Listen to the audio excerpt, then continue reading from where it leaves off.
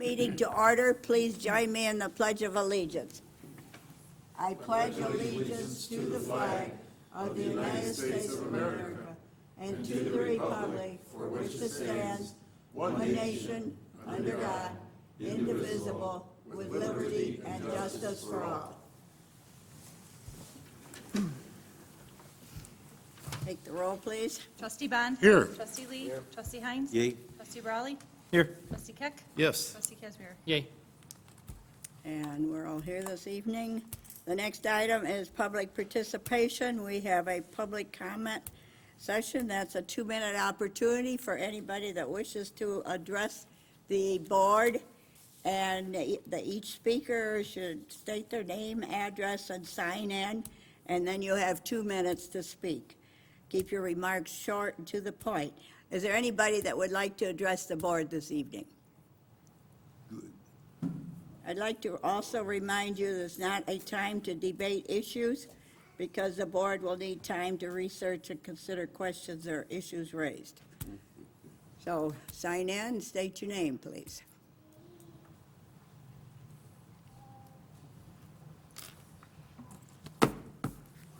Greg Nelson, 219 Jefferson. Actually, it's a really basic one for this evening. I have a little bit of concern about the inducement that we have for Sam's.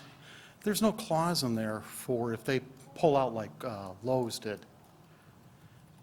You know, if they, 4 months, 4 years down the road, they leave, we're stuck with $7.5 million worth of stuff. We don't have anything in there to make sure that we get that covered. I mean, we can't be left on the hooks for $7.5 million, people. We got to make sure we have a clause in there. That's it. Okay, thank you very much. We'll take that under advisement. Okay, is there anybody else that would like to address the board?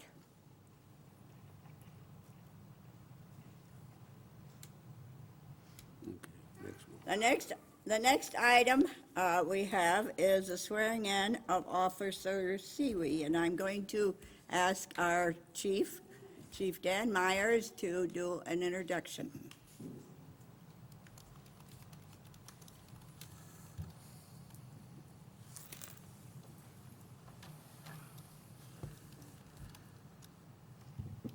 Good evening. Thank you, Village President. Tonight, I'd like to introduce Officer Annette Seeley. She was hired by the village on February 11, 2013. Annette has prior police experience at Jefferson County Sheriff's Office in Wisconsin. Annette lives in Elburn with her husband and 2 children and 1 on the way, as you can tell. Annette is a graduate of the University of Wisconsin-Whitewater with a bachelor's degree in business administration. Tonight in the audience, she has several family members and guests and friends. I would like to acknowledge her father, Fred, her stepmother, Carolyn, her sister, Naomi, her stepfather, Dale, mother-in-law and father-in-law, Jerry and Betts, and then many friends and guests. With that, Officer Annette Seeley.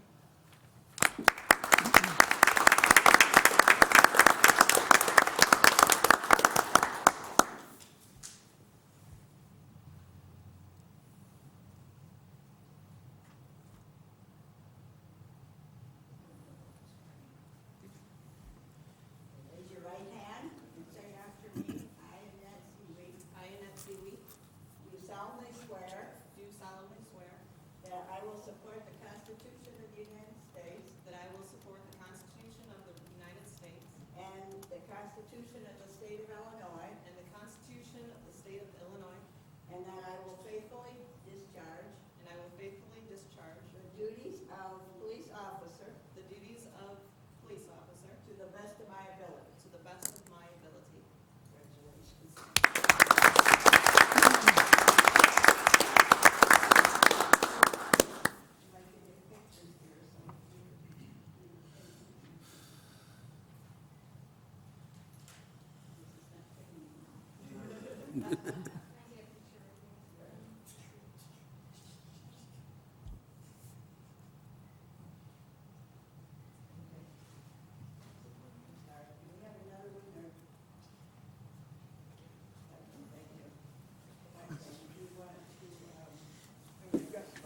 Thank you. Welcome aboard. Thank you.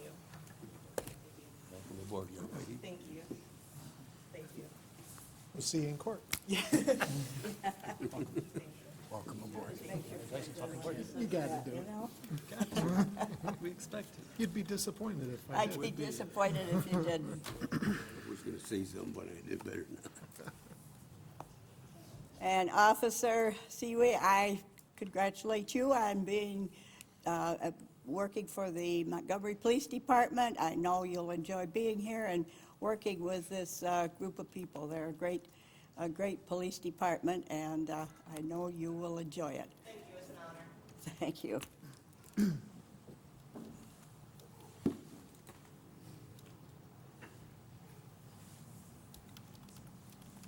The next item on the public participation is Marcus Wright, 2326 Amsterdam, regarding the parking ordinance. And will you sign in, please? State your name.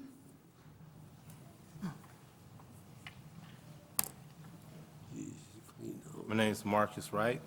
I want to thank you, Madam President, and the entire board for the opportunity to speak on in regards to the parking ordinance. Excuse me, is the mic on, or maybe you need to? Oh, I'm sorry. There, that's better. Thank you, Madam President, and the entire board for the opportunity to speak on the parking ordinance.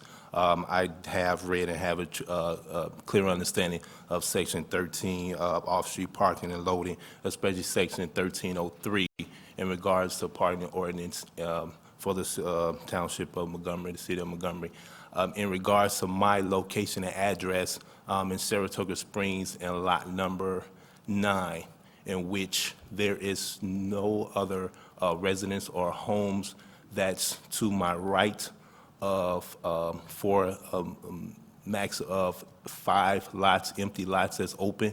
And I'm addressing the ordinance in regards to no parking on the sidewalk when there is no sidewalk or any residence to my right.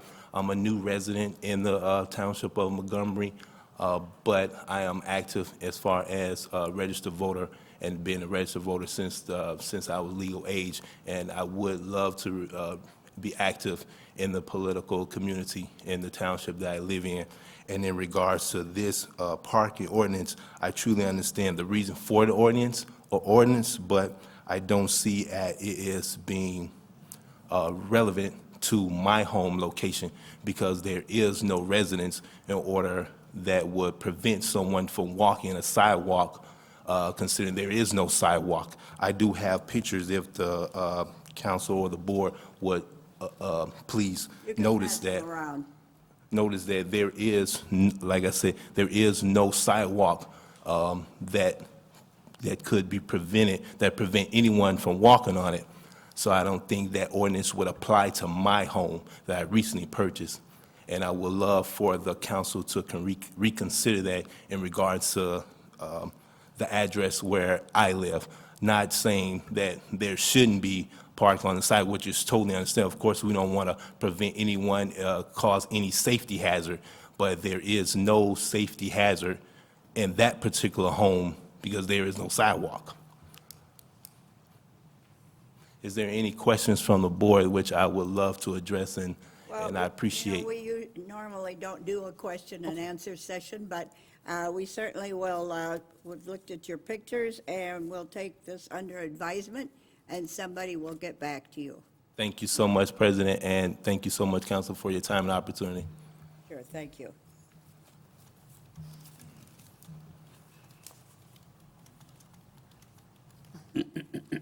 Moving on, the Board Commission Committee reports, Beautification Committee, Trustee Bond. Beautification will meet Wednesday, April 17th at 6 o'clock in the community room. Thank you. Historic Preservation meets Monday, March 18th, 2013, at 6:30 PM in the community room. Intergovernmental Committee, Trustee Lee. We'll meet before the board meeting Monday, the 25th, at 6 o'clock in the community room. Thank you. Then next on our agenda is the consent agenda, and I'll go ahead and read that and then entertain a motion for approval. Minutes of the committee, the whole meeting of February 19th, 2013. Minutes of the village board meeting of February 25th, 2013. Minutes of the executive session of February 25th, 2013. Accounts payable through March 5th, 2013, and the amount of $220,441.31. Building report for February 2013. And with that, I entertain a motion for approval. So move. Moved and seconded. Take the roll, please. Trustee Heinz. Yay. Trustee Brawley. Yes. Trustee Keck. Yes. Trustee Kazmir. Yay. Trustee Bond. Yes. Trustee Lee. Yes. And the motion carries. The items for separate action, the professional services agreement for planning services. This is a comprehensive plan with Halcyon Levine Associates and an amount not to exceed $123,980. And I will defer to Assistant Administrator Jamie Ludovic. Thank you.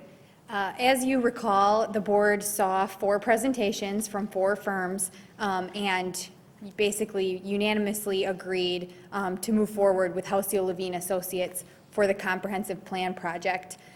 It is a little bit different, the proposed scope, which is Exhibit 1 in your packet, than what you had originally seen. We did take all of your comments and go back and sort of work with them. The base price that they had provided was $99,750, and we did take that base price and add to it 3 sub-area plans. And this was based on some of the feedback we received from the board, as well as the idea that we really wanted to take the time to do some in-depth analysis on various sub-areas with this plan to get the best plan possible. We did get $100,000 in revenue as a grant, and so really wanted to make sure we were doing a good plan. So as you can see up on the board, the proposal tonight is a not-to-exceed contract of $123,980, and that additional $24,000 I mentioned really comes in step 6, which is the addition of 3 sub-area plans to the proposal. Based on some preliminary discussions with Halcyon Levine and input on the board, we were talking about potentially looking at the Douglas Road, Montgomery Road area, which is, as we're calling, the Eastern Gateway. Some of the boards, I know Trustee Heinz had pinpointed, that area as a redevelopment corridor we wanted to look at. The Western Gateway, 30 Illinois 47 Gordon Road. A couple of board members mentioned industrial and really taking a look at some targeted industrial down by Cat.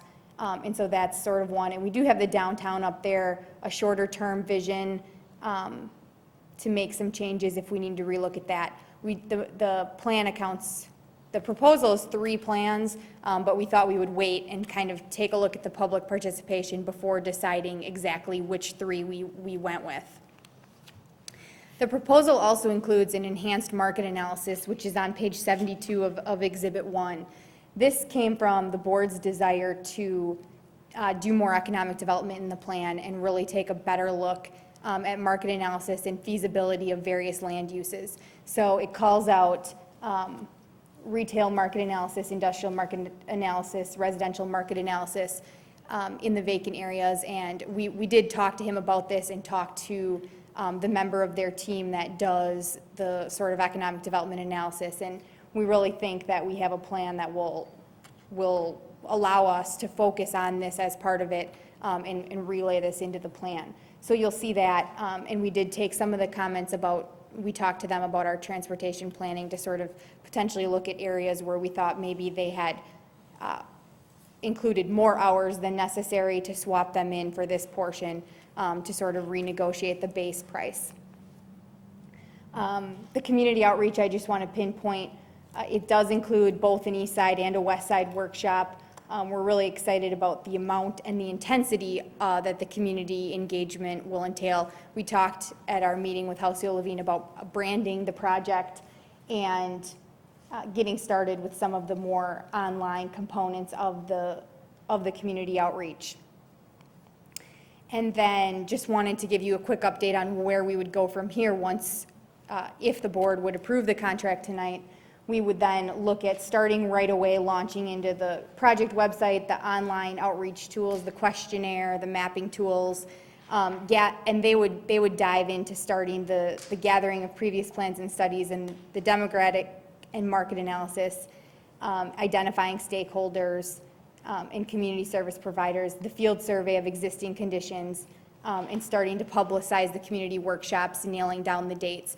We did talk a little bit about these, establishing the committee, the Comprehensive Plan Advisory Committee, and sort of the timeline for that. And as we just took a look at the calendar, March is just really bad. There's not a lot of nights and evenings even available for meetings.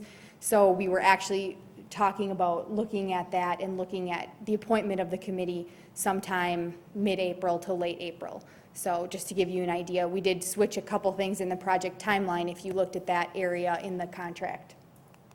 So with that, we're recommending approval of the agreement for the comprehensive plan in an amount not to exceed $123,980. And I'd be happy to answer any questions. Okay. Are there any questions of Assistant Administrator Jamie? Yeah, one quick one. Was the other $24,000 budgeted for? It is included in the proposed FY 2014 budget that you've seen to date. You have not approved that budget yet. However, yes, it was included in that recommendation. We have $130,000 currently budgeted for the comp plan in the proposed budget. Any other questions? Yes, Dan? Jamie, under the market analysis page, I'm hoping to squeeze in another bullet point without raising the price. And that would be a segment that, for want of a better phrase, I would describe as healthcare or technical paraprofessional. I think right now we have retail and manufacturing, but that is a pretty hot segment, and it has the potential to attract good, high-paying jobs to our area. It's a very well-written plan, and I'm excited about it. Any other questions? Trustee Brawley? Yeah, I just had one comment. It was on the same page, actually, market analysis. This is something that I asked for, we kind of pushed for, and I'm glad it's in there. I think it's hugely important to have it in there, so I appreciate it. Any other comments? Questions, anybody? If not, I would entertain a motion to approve the professional services agreement for planning services. That's the comprehensive plan with Hosea Levine Associates in the amount not to exceed $123,980. So move. Second? Moved and seconded. Take the roll, please. Trustee Heinz. Yay. Trustee Brawley. Yes. Trustee Keck. Yes. Trustee Kazmir. Yay. Trustee Bond. Yes. Trustee Yep. And the motion passes unanimously. Moving on, the amendment to the inducement agreement, and I will defer to Acting Administrator Jeff Zofel. Thank you, President Michelini. This item relates to the next item you're going to be asked to approve, the inducement agreement for Sam's Club. As you're all aware, we currently have an inducement agreement with Inland, the developer of Ogden Hill, for all of the property out there in Ogden Hill. Since we are doing a separate inducement agreement with Sam's Club, we need to amend the Inland agreement to pull that property out so that we're not paying the incentive twice. So it's basically what you're being asked to do with this amendment. And we would answer any questions you might have. Any questions? I think it's well explained and understood. I would entertain a motion for approval. So moved. Second, anybody? Second. Moved and seconded. Take the roll, please. Trustee Bond. Yes. Trustee Lee. Yes. Trustee Heinz. Yay. Trustee Brawley. Yes. Trustee Keck. Yes. Trustee Kazmir. Yay. And the motion passes unanimously. Moving on, the inducement agreement for Sam's Club, and I'll also defer to Acting Administrator Jeff Zofel. Thank you, President Michelini. As I just stated, this is an inducement agreement for Sam's Club. It calls for them to be paid out a total of $7.5 million, which equates to their anticipated construction infrastructure costs, increased for the time value of money, the fact that we're paying it out over time. In response to Mr. Nelson's comment, this is a an agreement where we're going to rebate the sales tax they generate. So if they were to leave in 4 months or 4 years, they would not be generating any more sales tax, and we would not be responsible for anything past that. With that, I would answer any other questions you might have. Are there any questions? Yeah, I got a question, a couple. Okay. One on page 2, item D. Halfway down, it says, excludes any separate sales tax revenue received by the village, specifically a non-home rule sales tax or a separate home rule sales tax if the village ever becomes a home rule municipality and levies such a sales tax under home rule powers. So if we did a referendum for an additional sales tax, where would that money go? Or is that part of that, Attorney Anderson? This excludes that. So in other words, right now you get 1%, I guess. If you successfully had a referendum and imposed an additional 1%, for example, it would be excluded under this, so you would get all of that. I guess my question is, instead of giving them the 25% for 15 years or whatever it is, couldn't we prorate it, like 5, 10? Because it just seems like a lot. We're only getting maybe $180,000 for every 15 years. That is correct. I mean, that's what we had previously discussed with the board. It was the request from the builder, and like I said, we discussed that with the board members previously, and everybody had seemed to be in agreement with it. So Yes. we moved ahead with that understanding. Okay. So, any other questions? If not, I would entertain a motion to approve. So moved. Moved and seconded, take the roll, please. Trustee Brawley? Yes. Trustee Keck? Yes. Trustee Kazmir? No. Trustee Bond? Yes? Trustee Lee? Yes. Trustee Heinz? Yay.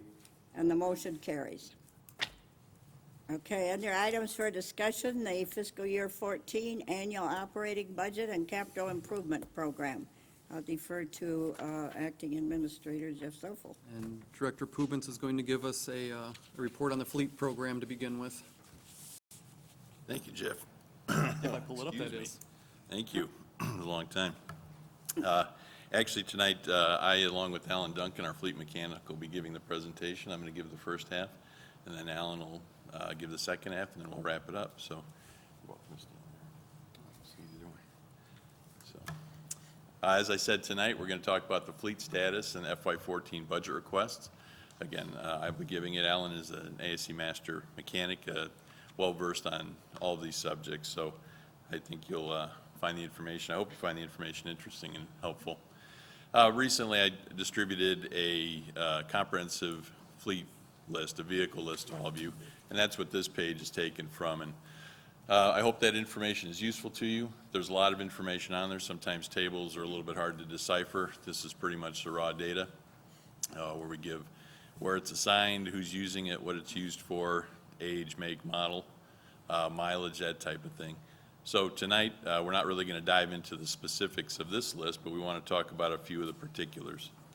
But if at any time during my presentation or Alan's, if you have any questions or want some further explanation, please ask. We'd be happy to do it. So what I wanted to talk about to start with is just the distribution of vehicles within the Public Works Department. This is a derivative of our organizational chart currently in Public Works as of March of this year. And I've broken it down or color-coded it into red, green, and yellow.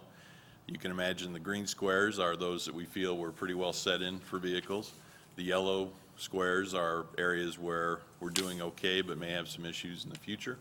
And the red squares are those where we really feel we need to make some improvements now. And in particular, those are our fleet mechanics position, which has a 12, 13-year-old vehicle that we're using now, and the administrative portion of the department, which has no vehicle right now. So one of the requests that I made this year was for what we're calling service vans. The model we had in mind was the Ford Transit Connect. This model was really chosen because we feel it suits the uses of the two areas that we'd be sending it to, and that would be customer service and building maintenance. You can see it has covered cargo space, it has good access with sliding doors on the side and rear wing doors, which allow for good access. Probably one of the biggest benefits is you can outfit it for whatever your planned use is. So customer service may have it set up one way for meter maintenance, for meter reading, where a building maintenance tech may have it set up for a different way to carry equipment or other materials that he may need. And one of the big benefits we see is just the mileage of that vehicle is 24 miles per gallon combined. You can see the pickup truck that customer service currently uses is 14 miles per gallon. Trailblazer that building maintenance uses is 17 miles per gallon. And the reason that's important is that these two positions, building maintenance and customer service, probably put on the most miles of any of the vehicles in the Public Works fleet on a daily basis. So they're getting driven a lot. We put on most of the miles and using most of the fuel. So another request we made was for a replacement vehicle for the current fleet services vehicle. The vehicle I have in the budget is a GMC 3500 pickup truck, pretty typical to the red pickup and utility trucks you've seen Public Works staff using to date. Again, the current model is a 2000. It has 145,000 miles on it. By far exceeds our replacement guidelines in both mileage and age. But again, understanding budget constraints of the past, we've made this thing work for us. We just feel at this time, though, we really need to move forward on replacing it. The vehicle, just so you're aware, as you can see, is used for equipment and parts pickup, transport. Alan takes it to get to the police department to service vehicles there. We use it for field repairs of other equipment. We do some trailering of equipment. We would do more with the different truck. But again, I wanted to put on your slide just some of the examples. That's the underside of 201. And one of the things that I guess we're both pleased to be able to tell you, but a little frustrated by is we focus on keeping these vehicles in as pleasing a condition as we can to look at. We don't want to drive rust buckets down the street that say Village Montgomery on the side. So I think when you look at 201, and that picture doesn't really do it justice, it doesn't look like too bad of a vehicle. But it's the unseen problems that, like many of us have seen on our own cars, that are really cause of the problem. I mean, we have rust through areas. We just have general rust on the frame of this vehicle, and those are just two of the pictures there. So it's led a good life. It's time to go out to pasture. So getting back again to the organizational chart, one proposal I'd like you to consider is that we add a service van to the budget. That would be assigned to the customer service department. One option we would then have is to take the current pickup, transfer that over to fleet. Now that turns our fleet position from a red to a green. That'll set us up for quite a while in there. We would then sell 201. Again, we don't feel it's qualified for any other use within our department or within the village at this point. We've been very successful on selling things and trading them in various forms, and Alan will touch on that later.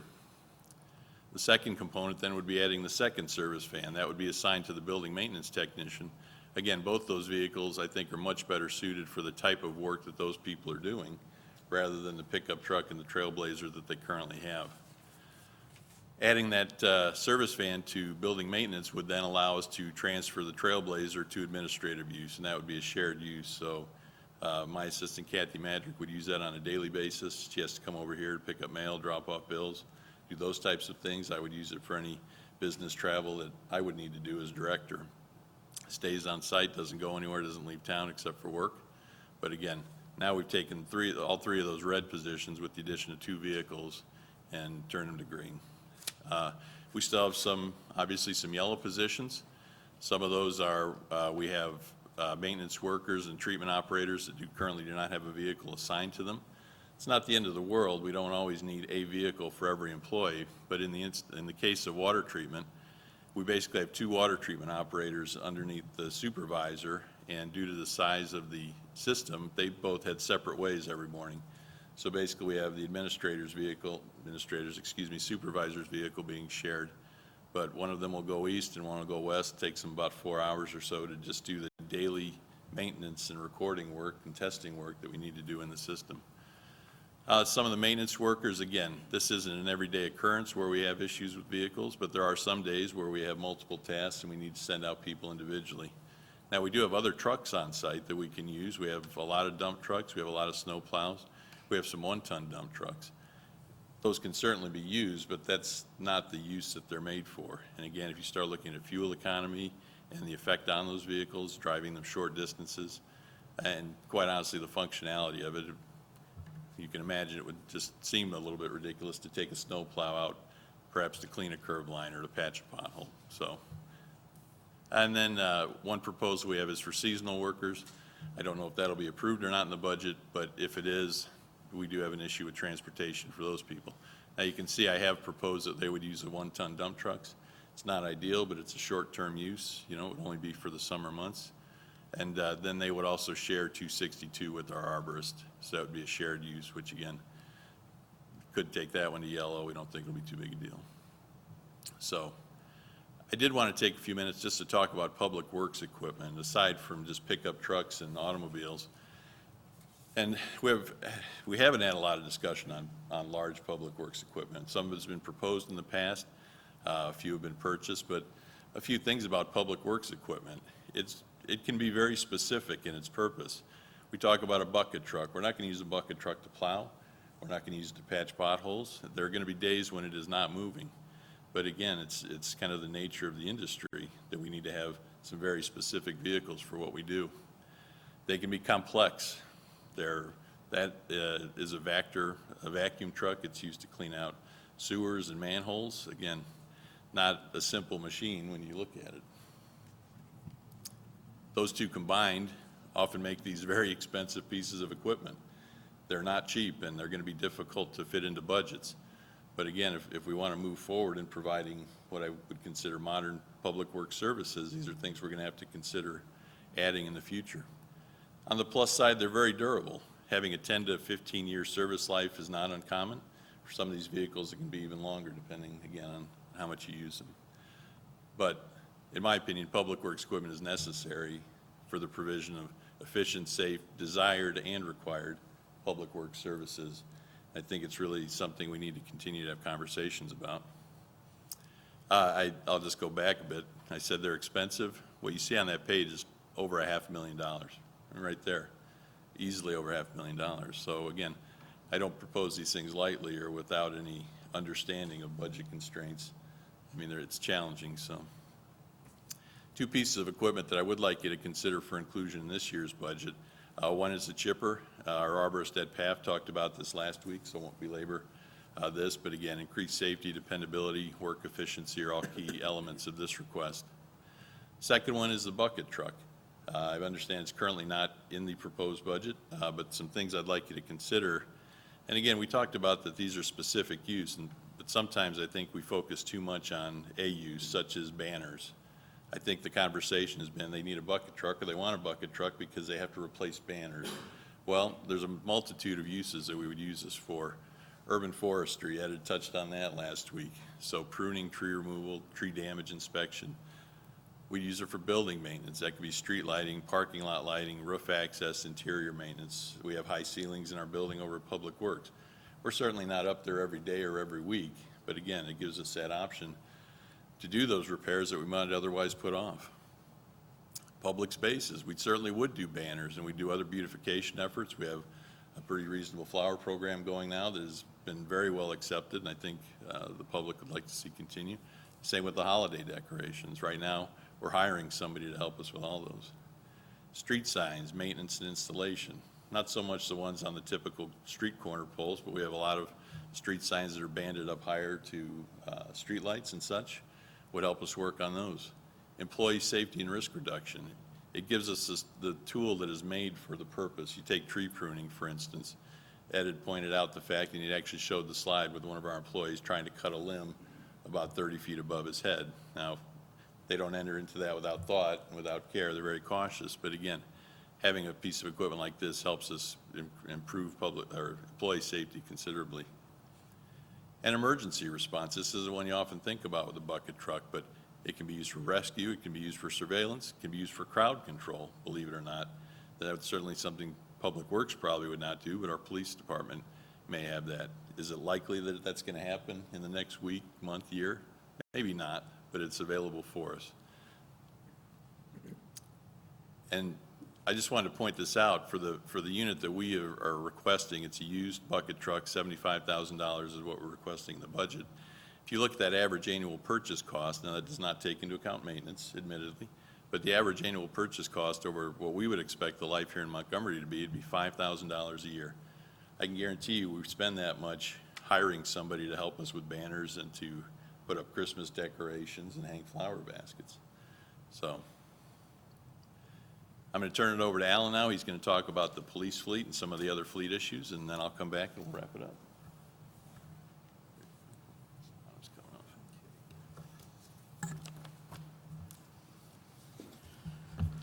Hello, everybody. These are the list of vehicles at the police department and the officers assigned to them. Some of them have 2 officers, and also there's spots in there for the fiscal year 2014, more possible officers. Some of these vehicles are used 16 hours a day. Some do sit at the PD a lot. During the day, I hear more officers use them on the second shift and at night. These are the current police patrol vehicles that need to be replaced. The 870 series, which is 870, 871, and 872, all have about almost 140,000 on them. So we project that May 1st, 2013, they will have above and beyond 140,000. The 880 series are getting close. We suggested 6 vehicles for this upcoming budget. At least 3 of them critically need to be replaced. And projected mileage at November 1st of 2013, above 150,000 miles on the 870s, and getting close to 120 or above on the 880s. And then May 1st, 2014, you can see the 870s, the way they get used is about 170,000 and around 140,000 on the 880 series. These are some of the maintenance issues. As the chief can verify that some of the paint is flaking off badly from the entire vehicle. Now, those are usually just the 870s. I think there was a problem with Ford manufacturing with the paint back then, but recently it really started getting bad. We want to wash these vehicles to keep them respectable for the residents, and unfortunately the pressures of the car wash, every time you take it through, more and more paint's coming off. This is the driver's seat. Several of the Crown Vics, this was a problem. When I first started here almost 2 years ago, I repaired one seat, and it's getting close to this with the material tearing. Those are Ford manufacturer seats.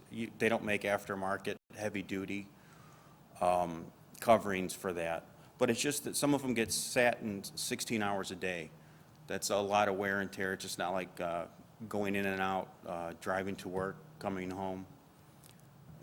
And also, this is from the previous 201 picture. That is actually a hole right where your foot goes, your right foot for the accelerator, just due to rust. This was a public works truck at 145,000.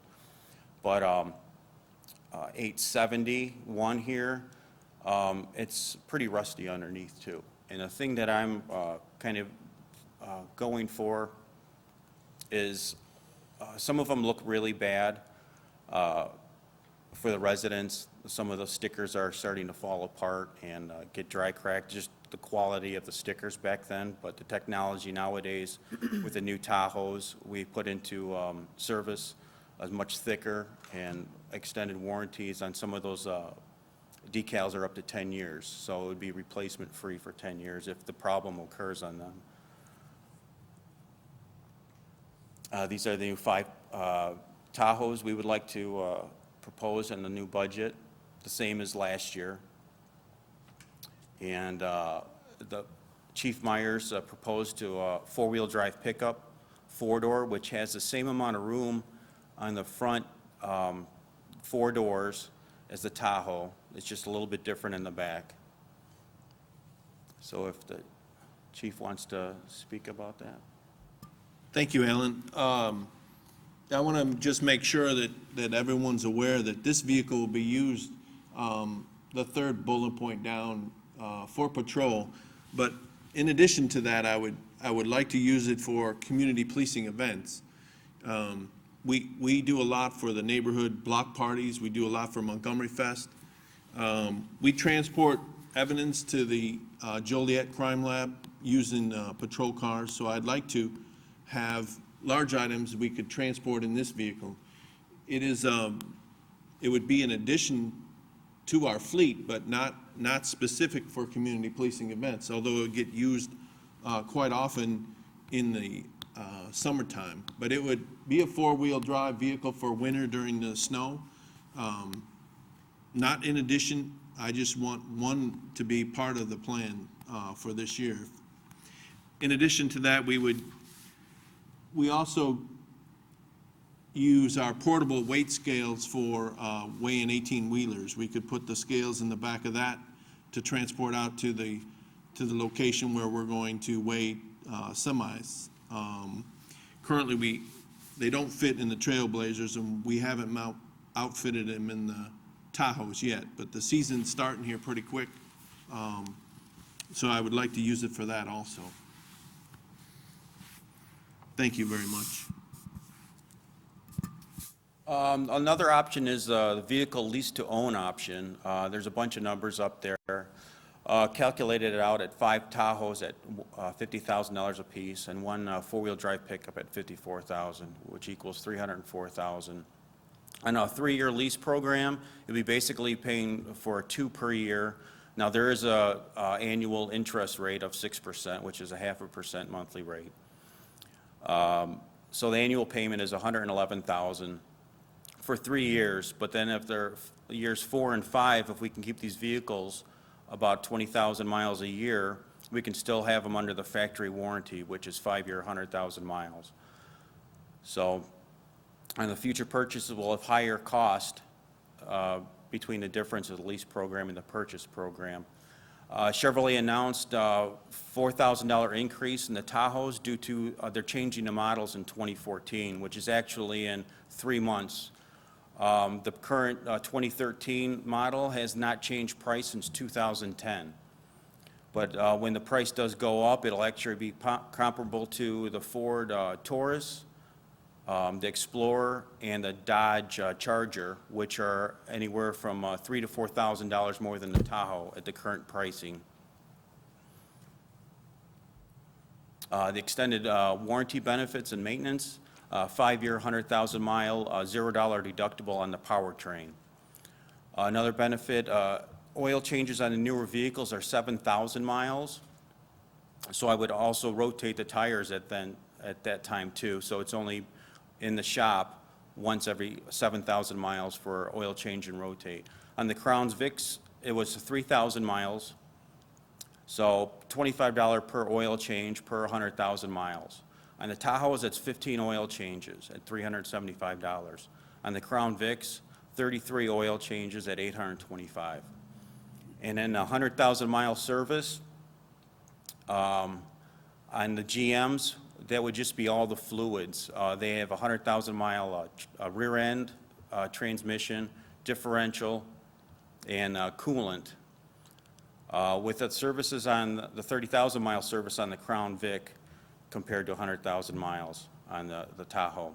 One service on the Tahoe is approximately $485 at 100,000 miles. At 30,000 miles, every 30,000 miles, that's 3 services on the Crown Vic at 100,000 miles at $1,455. For a total savings of the newer vehicles at 100,000 miles is $1,420 per vehicle. The out-of-pocket expense with the 100,000-mile powertrain warranty would just include oil changes, tires, brakes, and rotors, which are normal maintenance items. All the new police lighting on the cars, on the Tahoes that I put on, have 5- and 10-year warranty replacement for free. So it would just be my labor, which is pretty reasonable for the village. And a lot of these newer LEDs are 3 times brighter than the old rotators on the old squad cars, and it's very hard to find parts for those, so it's kind of impossible to install them on the newer vehicles. Future needs of the Public Works, the fuel pumps and tanks. Last year we had an incident where the unleaded fuel pump stopped working. They had a very hard time finding the part because the pumps are so old. And I also went to this underground storage certification for the state for the village to get fuel dropped by the Public Works Department. And there's certain regulations, state and federal, you have to keep up. With the newer pumps, it would be all digital, less mechanical moving parts, and it would have fail-safes on them, any backup systems if there was a fuel leak or something wrong with the system. Also, the fuel covers and the seal area on the current fuel fill system on it are getting old, and the seals are coming apart on them, which is letting water into the area where they fill the fuel up. Inside storage we've talked about, me and Mike talked about for a couple of times. Inside storage would prolong the life of the plow trucks, trailers, backhoes, front-end loader, the leaf axe, wood chipper, and service trucks. Sitting out an element is causing excessive rusting, paint damage, electrical corrosion, corroding moving parts on all of the equipment. Additional revenues for FY13, fiscal year 13. We sold a couple of vehicles on eBay, a totaling of $3,730. We traded in 2 vehicles at Miles Chevrolet for the Tahoes, equaling $2,500. Badger truck was a 2009 dump truck. We traded for a 2013 Ford F-550, $4,000. Prairie International, the new plow truck, $16,000 for a 2001 International. One of the police Crown Vics was damaged in an accident. We received $6,000 for that. Benell equipment, we traded in old equipment that was obsolete, and some of the equipment has been sitting for a long time that we had no use for, equaling $10,500 for a total of $42,730. Thank you. Thanks, Alan. Just to wrap up, you know, in working with Alan and looking at the needs of the Public Works Department, I wanted to put forth several scenarios that I would hope you would consider for the budget this year. First is level 1. We consider high importance based on safety needs and critical programs that we offer. One is the brush chipper. Again, Ed has enumerated the needs for that. I won't belabor that. We really feel that 3 patrol vehicles should be the minimum this year. As you'll remember back to the chart that showed the current mileage and the expected mileage at May 1st, November 1st, and then a year from now, you can see that 3 of those vehicles are already over the 120,000 mile replacement guideline. The other 3 are well on their way, but if we replace 3 this year, next time when we come back here, we'll be in the same position. We won't be any worse, but we're going to have 3 vehicles that have exceeded that mileage standard, which at one point was 100,000 miles. A few years back, we bumped it up to 120. And then 1 service van or the fleet vehicle. Again, replacing 201, I believe, is a critical need for us. The vehicle is just, it's past its prime. It's starting to have some safety concerns due to the body condition. As Alan pointed out, there's a hole in the floor. Again, that stuff can be patched. We can fix a lot of this, but at some point, you're throwing good money after bad, as they say. So that would be our first level that we'd like you to consider. With the patrol vehicle, I know that the lease option is kind of a new idea. I don't think we've talked about it as a board too much in depth. You can purchase 3 patrol vehicles outright for about $150,000 out of this year's budget, or we can get those 3 vehicles for about $55,000 this year.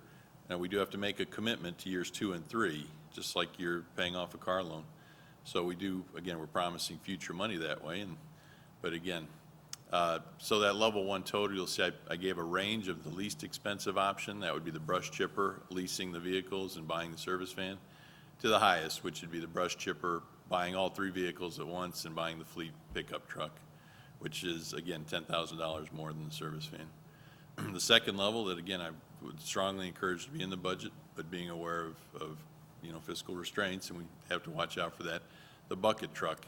Again, it's not a vehicle that's going to be used every day. I'm not going to stand here and tell you that you're going to see it out on the street every day. I think you will see it out a significant amount of time, and used primarily for pruning and for a lot of our public places. So, and then if we can work it in there, an additional 3 patrol vehicles. By adding 6 vehicles this year, we feel we can extend the service life of those. Our current service life has been 3 to 4 years before we hit that 120,000, that we hope to extend that almost out to 5 years, take advantage of the full warranty that goes through the 5 years, 100,000. And then the last level is just really for adequate staff resources. The addition of the second van would allow us to eliminate the shortage vehicles. Again, if we don't get that, it's not the end of the world, but we'll have to figure out some other way for administrative vehicle use at Public Works. And again, same numbers there, the high and low for the range. So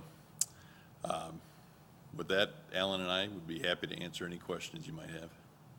Are there any questions of either Public Works, Mike? When you get those new trucks, do you have them undercoated? Alan, you want to address that one? The first truck I received, put into service since I've been the mechanic for Village of Montgomery, I did undercoat it with three layers of industrial undercoating. So it's on the can, it said impervious to salt. That'll keep them from rusting out. Correct. And also, if you do the bottom of the floorboards from underneath, that'll help you out. Yes. And another thing I was always stickler on, when they're done salting all the time, them, I don't care if they have to get paid an hour overtime, they should wash that truck down good. Yes, we have been doing that. Also, I have purchased a rust and salt inhibitor soap. It is kind of expensive. It's $15 a gallon, but I think in the long run, it's Worth it. well worth it, yes. Especially on this new plow truck we received, it also is going to get undercoated with the same undercoating. And since you've been there, you've done wonders down there, I'll tell you that right now, Alan. Thank you very You've much. done a heck of a job. Thank you.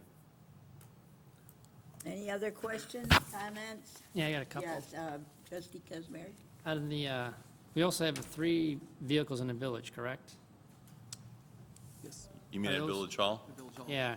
Oh, Those- there's 4 vehicles here. 2 of them are building department. One is Mr. Klupar uses, and one Laura uses for code enforcement. And then there's 2 Tauruses that are used for, one generally, they don't have actual assignments. One is sometimes community development, and the other is general staff use. How many miles are on those? Is it on? One has about 22,000, and one has about 19,000. They're on the sheet. Okay, is it, all right. Another question, how many diesel vehicles do we have? The smaller vehicles, which would be the Ford 1-tons, that's 2. One of them, the newest one is a Tier 4, which is federally mandated emissions on it, and all the plow trucks, and the 6-wheelers for the 10. for the main brakes, and also plowing and leaf back. It's about 10. That's about 10 of the larger vehicles, and then we've got, various pieces of equipment, backhoes, wheel loaders, things like that, that also run on diesel. Does it cost more to maintain the diesel vehicles or the gas vehicles? Just out of, In the long run, if something does go wrong and if it's out of warranty, it's very expensive. When it's under warranty, there's no deductibles on them. The 2006 Ford F-550 had to go in for some maintenance for excessive, it does excessive idling, so just with cleaning the EGR system on it, emissions and that type was around $800 just to clean it. You need special equipment for it, so, and if it was, let's say, a dirty injector in a gasoline engine, I can do it at the garage for $25 in cleaning materials, so it's, it actually equals out in the long run. okay. So you have some diesel mechanic experience? Yes, too? I do. Yes, I'm certified in GM Duramax diesels and medium-duty diesels. Okay. The other question I have is for I saw the skid steer, we had one it says 1990 with a question mark. It's actually, I looked up in history, it's so old, we didn't even have it in our new software. It's a 1983. Been through 2 floods, I believe. Submerged completely in one. Do we use those a lot or no, the skid steers? We have a tool cat, which is a similar to smaller, multi-function piece of equipment, but I've only seen the skid steer used maybe 10 times because it keeps on dying every once in a while. I rewire the whole thing and clean connections for the computer. It hasn't died. I let it run, and actually Gary used it to clean the hall this last snowfall. So keeping my fingers crossed. The guys, it's just unreliable. Is that something you think we might need as well as this little skid steer and We had bobcat? that as one of our budget proposals. I wouldn't put it as a high priority for this year compared to the rest of these items, but Okay. again, it's another tool that we can certainly use in the services we provide. We only got one, really, right? Skid steer? Yeah, I mean, two. One traditional skid steer, and then the tool cat is made by Bobcat. I mean, you can put different attachments on it, buckets, mowing decks. And can you put does it have a backhoe attachment? Yeah, there's a backhoe attachment available, but Yeah. the new skid steer we proposed in the budget would also be a Bobcat, and all the attachments are transferable from the Toolcat to the Bobcat. Any other questions? Yes, trustee Keck. On the replacement for like the squad cars and stuff like that, by stretching the mileage out longer, did you see a tipping point where it was counterproductive to try and get more out of them? Actually, I have some numbers I put together, just in case somebody was to ask that. The 870 series, 872 and 871, we had to put a transmission in a couple of months ago through Ford. They have a 3-year unlimited miles, plus it's a Ford rebuilt, which I trust. Approximate cost $2,500 per vehicle. And also around $133,000, the intake, they're a hard plastic intake, the new design, and it failed, so we had to have them replace that. So we're starting to see a lot more maintenance repairs, very expensive cost maintenance repairs on the higher mile vehicles. Yeah, because you get to a certain point where it's not worth it. We And don't then, have a calculated tipping point, trustee. That's been a challenge to, you can generate all kinds of data, but to collect it and analyze it takes, quite honestly, a lot of time, a lot of staff time. And Alan's charge has been to be on the shop floor the majority of the time he's there, so. okay. I have some experience also with the Transit Connects, and I'd like to offer some of my observations to you on that at some point. Thank you. I'd be happy to hear him. Thank you. Any other questions? Yes, trustee Bond. I might have missed this. If I did, forgive me. Do we have exposure to penalty charges on the leased vehicles for mileage? More mileage? Oh, no, than- this is a lease to own. After the lease is paid for, the village would own the vehicles. So it's not like a consumer lease? No, it's not, Correct, no. The other question relates to the building maintenance vehicle. What would be typical activity or typical uses for, are we talking from well houses to the various village buildings, or what kind of territory are we talking about?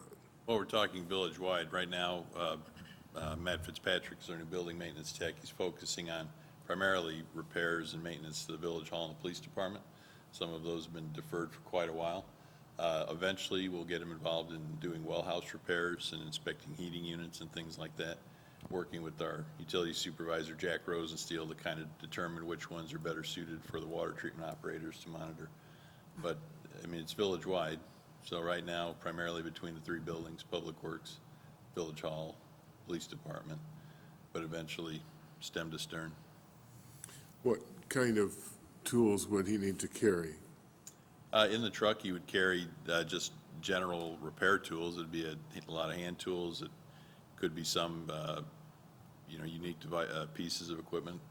I wouldn't expect it would be anything elaborate, but again, it would be to transport materials or equipment, or if he has to take something in for a repair or take it to a different place to work on it. Again, it's covered. And he's using a Trailblazer right now, which works okay. He's got tools sitting on the back seat of the Trailblazer. And again, if there weren't another place where we could transfer that vehicle, an area of need where we could transfer that, I don't know if we'd be requesting the second van. But in my view, replacing the Trailblazer with a Transit Connect or a similar type of vehicle, again, kills 2 birds with 1 stone. it gives him, the building maintenance tech, a vehicle better suited for what he does, and it fills the need for an administrative vehicle. So right now, people are using their own vehicles for Village of Montgomery work. It's not as big a deal for me. I don't mind hopping in one of the other trucks. It's a little more challenging for my assistant to do that. She's pretty tough. She'll give it a try, though, if that's, I guess, where we end up.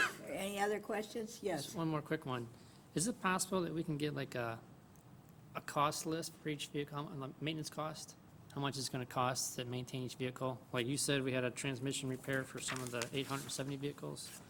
Just like the last We can year. give you historical data, sure. Yeah, just to see how much we're paying for that. Maybe we need to replace them. Okay, Thanks. if there aren't any other questions, trustee Brawley. These three levels that you're talking about here, are any of these vehicles currently included in the draft budget? The brush chipper and the purchase of 2 squad cars outright is what's in the budget right now. So in your level 1, the brush chipper and 2 patrol vehicles would be in there. And that's about 165,000. Because we have just in for the single payment, not the lease of the 2 patrol vehicles. Okay, any other questions, comments? If, I think if they needed anything else this year would be the bucket truck, because we could, for what we pay, save some money. we'd save a lot of money in a couple years. Yeah, I agree with that. Anyway, if there aren't any other questions, then, I got one real quick. okay, go ahead. You mentioned the bucket truck. Mike, have you ever looked at, not a truck, but one of those that, like you see at the malls, like the one in Oswego? They have it sitting right out in front. It's like 4 wheels on it, and it's got a big bucket. Skyjackers, the elevated platforms. Yeah. Those are based, what I've seen, they're made for interior or exterior use, but not transporting them. The trailers on those are very expensive, and they have to be certified to move that type of equipment. And at one point, we had rented a tow-behind lift. It's basically a lift mounted on a trailer. It works okay. It's not very efficient, though. The time, once you get it set up, it works okay for limited heights, but the setup and takedown just to move 10 or 15 feet was fairly significant. So for once in a while, it worked okay. I wouldn't recommend it for continual use. So. Any other comments? If not, Jeff, I think you're going to do the capital improvement Yes, if that's it funds? for the vehicles, then I I just will. have one more question on that, the leasing versus purchasing. Didn't sound like there was support either way for those, but I think the leasing, you could realize 3 vehicles this year for $54,000 total. And I know that you'd have to pay that 54 next year and the year after, I understand that, but Right.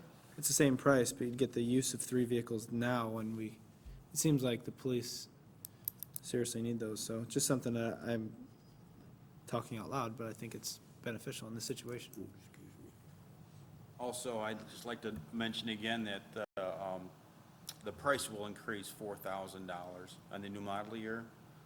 And the reason why I was leaning towards a Tahoe is the warranty and the cost. And they do have a Chevy Caprice available for police use, but it's actually $4,000 to $4,500 more and less room in it. Okay. Well, thank Thank you very much for your presentation. Thank you. We appreciate your time tonight. Thank you. Jeff. All right, let me get rid of this here. Too many things here. This evening, we're scheduled to talk about the capital improvement funds. The village has 2. The first one is aptly named the Capital Improvement Fund. You have it in your packet there. I'm going to go through the expenditure side because that'll then take us up to the revenue side, because in the Capital Improvement Fund, as you've heard us discuss many times, we do not have a dedicated funding source for projects.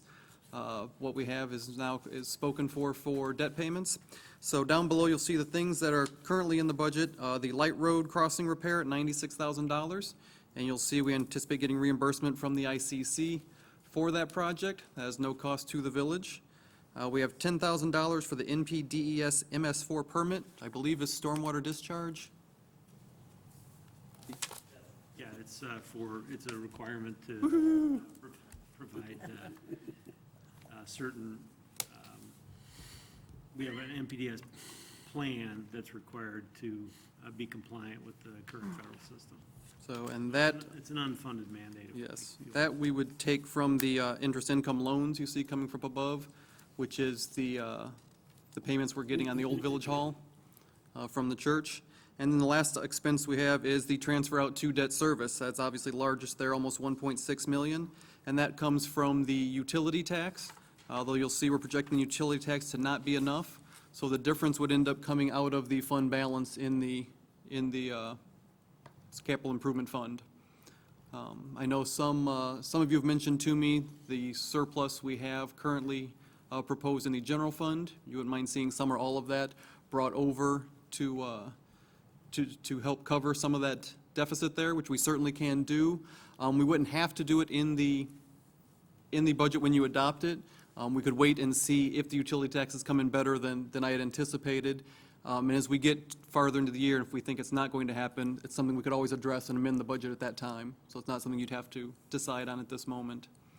Are there any questions about the CIP? Yeah, what's the starting balance of the CIP? What's in there currently? I want to say we have $550,000. So this eat up a good chunk of that. Correct. So you're projecting $1.2 million of utility tax money coming in? Based on what we're seeing this year, what I'm seeing in actual receipts. Man, it's lower than 2008. 2008, we had 1.3 million. Yes. It's been going down ever since, almost. Yeah, we've seen So all this money is going to pay the village hall? Village Hall and the police station are the two debt issues we have outstanding that are paid from this. And we're short how much in utility taxes, you said? Right now, I'm estimating about $350,000. That's coming from the general fund then? It would come out of the fund balance of the capital improvement fund. And I said if the, board chose, we could take some of the surplus we're projecting in the general fund and bring over to help offset that. So, questions on this fund? Well, that isn't something you would have to do now. We could. No, because we could wait and watch see and if wait and the see taxes, what- yeah. utility taxes come in higher, then Because it there may might not be the need or be as much of a possible, need. right. And we could always amend the budget at a later Right. date. We can do that at any time. The other capital improvement fund we have is the Vehicle Reserve Fund. And as we just discussed, what's budgeted in there right now is the brush chipper and the purchase of 2 patrol vehicles. So that's $165,000. And that's being paid for from a transfer from the general fund, since those are general fund vehicles. And I'd be happy to answer any questions you have about that, although you just heard Any quite the questions? presentation on it. Yes, trustee Bond. The reserve contributions, Jeff, is that planning for the future? Am I reading that correctly? No, the vehicle reserve contributions are to pay for this year's vehicles. We're on a pay-as-you-go system right now. Okay. We've eaten down.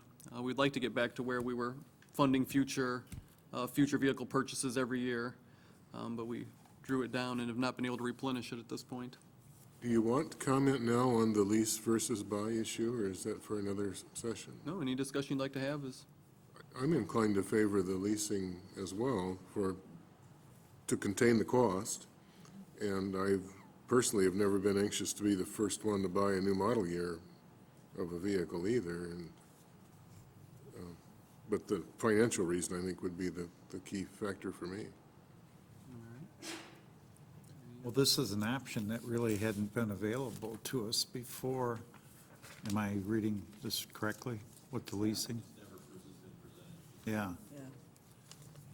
I used to be somewhat against it, but I think we have to look at different ways that we can get more for the same amount of money. And I agree, that here's a tool that we could use to our advantage and actually get an extra vehicle or two for basically the same outlay that we'd be doing anyway.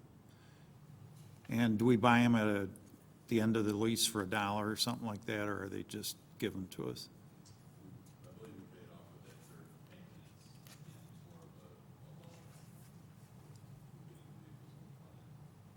Yeah, I would very much like to hear the options on that. Anybody? I agree with Ken and everybody else too. I think that lease is better, and I think we could go to 3 maybe then, especially if, like Alan said, there's $5,000 up and we can spread it out in payments. We know we're gonna owe those down the road, but at least we'd have use of the car, and there's at least 3 that are in bad shape that we should, if we get 2, we're still driving a car that's $150,000. It's a liability and just fixing it more. At least, no, excuse me, you're gonna pay more money for them than if you bought them outright from the state. Not You- a lot more because. But you will pay more with the interest. Above the 6% maybe, but Yes. that's about all, right? Yeah, it'd be the, because What would it be, about we're estimating 6%? 50,000 if you bought one outright and 54 if you 54 to rent get it, the, and you'd have use of it. yeah, so 100, Obviously, you'd have use of all 3. I mean, 150 we said for 3 if you bought them outright, 54 a year, so. But I extra think if we, 12,000. we've got these squads on the road that, you know, that's an accident waiting to happen, in my opinion, when they've got that many miles on them, regardless of how well they've been maintained and so on, that something can go wrong with those vehicles with that many miles. And I just think that if we could get another additional vehicle, I think that's the route we should go, and I've never leased myself, but I certainly think this sounds like a good deal, especially you end up, you said that you end up with the vehicle. Is there a buyback, or it's included in the last fee you pay, or We'll get a detailed agreement. would you get a detailed agreement on that? Because usually you don't, I mean, you end up buying them, or they take them Not really- back. It's not a typical Not a typical retail lease. lease that any of us might get. It's Mm-hmm. through the manufacturer's credit arm, Okay. and we'll get state pricing on these vehicles, so. Well, an additional comment I would have is that, in my experience also with the newer vehicles, there's a much longer interval on maintenance, on oil changes and just stuff like that. And there is a certain economy to be gained, you know, with getting your fleet switched over to the newer vehicles, in that you do have some reduced maintenance costs, which would go towards the difference in the actual pricing, you know, lease versus straight out purchase. But, yeah, you know, you used to hear 3,500 miles or change your oil every 3,000 miles. Well, now they're doing their best to get it up to around 10,000 miles. And so there are economies and there's trade-offs that I would see that would be a definite advantage for us. Okay. It Where'd seems that an money come agreement. from? Out of the Pardon? budget? Where'd that money come from? I mean, we've currently got money budgeted in the general fund for the purchase of police vehicles. Thank you. So it would just be a switch from, you know. So that money we purchasing- gotta pay off for the debt, we're not gonna pay that off if we have extra money in the general fund? Well, no, there's already money budgeted in the general fund. How many vehicles though? Well, there's $100,000 budgeted in there now, which looked for the outright purchase of 2 vehicles. Right. If you want to lease 3 vehicles, we'd actually increase our surplus in the budget, because we'd go down to $55,000, basically. Or if you wanted to look at what they said, I mean, we've got $100,000 in there now. You could lease 3 for $55,000. If you lease 6, they talk about need for 6, you'd be at $110,000. So for $10,000 increase in what we've currently got in there, you'd get to 6 vehicles, or you could do some number in between there, obviously. They'll let you do 4 or 5, I bet. So, That's no leasing cost you more, but I gotta see the numbers first. Well, and you will come back to us. and that's fine. with- It sounds like there's a majority that was interested in looking Yes. at the lease option. Yes, Um, Alan had a comment. yes, Alan? I've got one suggestion. If we do get 6 vehicles on the lease program, the amount of the vehicles that are sold would almost pay for one Tahoe if we sell 6 used vehicles. So just Right, put that's, that out there. thank you very much. You're welcome. That's good information. Again, trustee, I would say if you go with the lease option, you lock in that price for 3 years. We know already that if we buy a Tahoe next year, it's going to be $4,000 more. So part of that difference, you know, and there is a cost for interest. you know, the time value of money, right? But that is gonna get narrower and narrower as the price of the vehicles go up. So if you have another increase 2 years out, we may actually be ahead of the game. Now, I can't predict what those costs will be, but And the biggest concern I hear is from the residents is that we have too many vehicles. They're always sitting in the parking lot. That's what I'm saying. vehicles do sit in the parking lot. At the police department, during the day, we have less of a demand for vehicles. At night, they're not sitting in the parking lot. Those cars are going 16 hours a day. Okay, any other comments? Anybody? Staff, anybody? And we will bring back some lease options to you for your review. Okay, very good. Is there any new or unfinished business to come before the board this evening? Not hearing anything? Well, I got one thing. Okay. We got some bad potholes on Seasons Ridge Boulevard, some big ones, too. Okay, thank you. That's it, Mayor. Okay, thank you. We'll move on. The future meetings, Committee of the Whole meeting, Wednesday, March 13th at 7 PM. Plan Commission meeting Thursday, March 14th at 7 PM has been canceled. Committee of the Whole meeting Tuesday, March 19th at 7 PM. Village Board meeting Monday, March 25th at 7 PM. With that, I'd entertain a motion to adjourn. So move. Second. Moved and seconded. Take the roll, please. Trustee Hines. Trustee Brawley. Yes. Trustee Keck. Yes. Trustee Kazmierek. Trustee Bond. Yes. Trustee Lee. And motion carries. We are adjourned.